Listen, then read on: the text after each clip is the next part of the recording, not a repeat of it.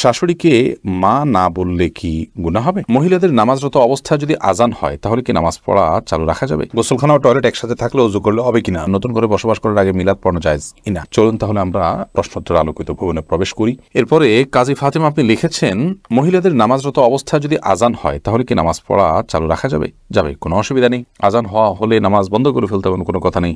আপনি নামাজ পড়ছেন, ইতিমধ্যে আজান শুরু হয়ে গেছে, আজান মুয়াজ্জিন সাহেব দিতে থাকুক, এদিকে আপনার নামাজ আপনি কন্টিনিউ করতে থাকেন, কোনো সমস্যা নেই।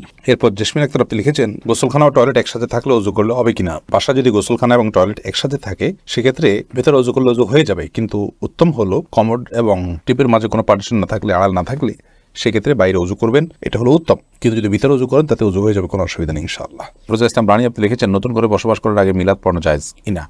নতুন করে বসবাস করার আগে কোনো মিলাদ পড়াবেন না, এরকম কোনো নির্দেশ কোনো হাদিস আমাদেরকে দেয়নি। আপনি নতুন ঘরে ওঠার সময় বিসমিল্লাহ বলে আল্লাহর নাম নিয়ে উঠে যাবেন, এর জন্য আলাদা কোনো আনুষ্ঠানিকতা আপনাকে করতে হবে, কোনো বাধ্যবাধকতা নয়। হ্যাঁ, আশপাশের লোকজন বা এলাকার মানুষ কিংবা আত্মীয় স্বজনকে ডেকে আপনি দাওয়াত খাওয়াতে চান আপনার খুশি একটা উপলক্ষে, সেটা সম্পূর্ণ আপনার ব্যাপার, শরীয়তের কোনো বিশেষ নির্দেশ নাই। আর এর জন্য মিলাদের আয়োজন করতে হবে কোনো নির্দেশ ইসলাম আমাদেরকে করেনি। এরপরে কবির হোসেন আপনি লিখেছেন, শাশুড়িকে মা না বললে কি গুনাহ হবে যদি তিনি কষ্ট পান?